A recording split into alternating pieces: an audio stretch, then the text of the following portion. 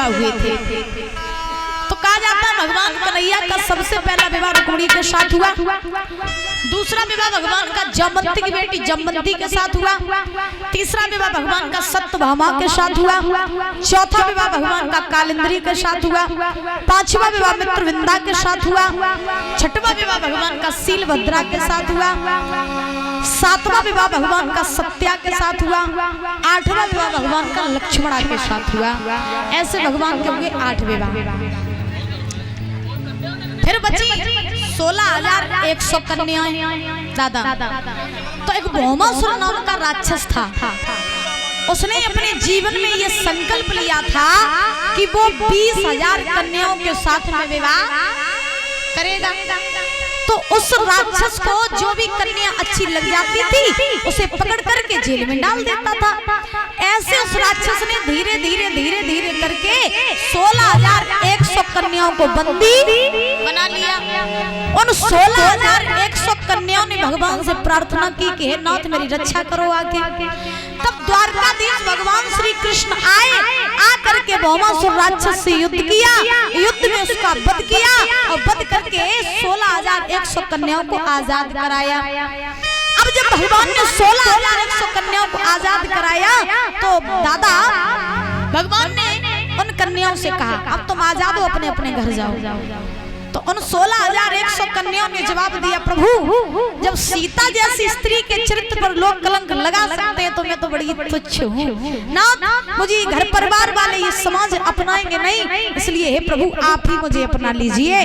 तो भगवान कन्हैया ने उन 16,100 रानियों के लड़कियों के साथ में विवाह कर लिया। तो भगवान के टोटल विवाह हो गए थे जाकर के 16,108।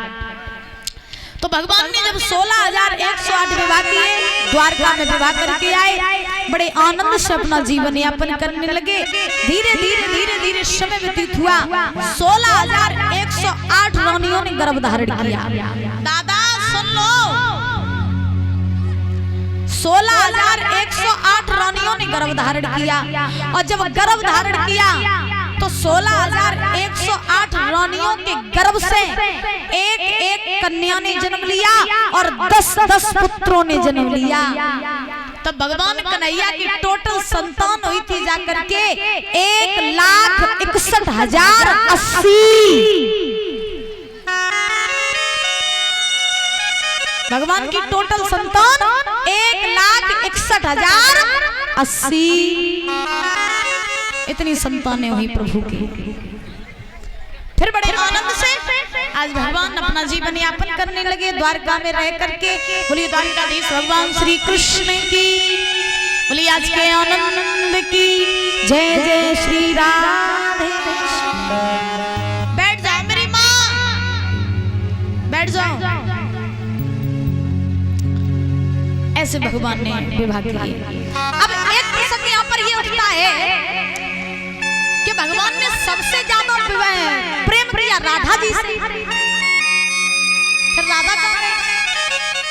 उनके साथ विवाह क्यों नहीं हुआ भगवान कन्हैया? और जब भी देखो जब भी देखो वहां पर रुक्मिणी कृष्ण कोई नहीं कहता, सब राधा ही राधा, सब राधा ही राधा, जो भी है सब राधा ही राधा। फिर ये राधा रानी के साथ में कन्हैया का विवाह क्यों नहीं हुआ? इसके पीछे दो कारण है। एक कारण तो ये है कि भगवान कन्हैया जो थे उन्होंने राधा से कहा था कि राधा जो कृष्ण है वही राधा है, जो राधा है वही कृष्ण है। राधा कृष्ण ये तो अलग अलग नहीं थे बल्कि ये एक ही थे। इनके शरीर दो थे मगर इनकी आत्मा एक थी। तो अपनी आत्मा से कोई विवाह नहीं कर सकता, आत्मा से विवाह हो नहीं सकता। और एक प्रमाण ये मिलता है कि भगवान कन्हैया ने राधा के साथ में विवाह किया। कब किया?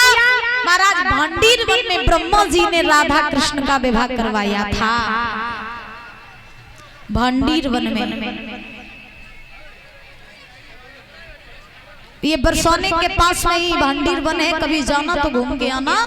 भांडीर वन में वो मंदिर आज भी स्थित है जहाँ पर ब्रह्मा जी ने राधा के कृष्ण का विवाह करवाया।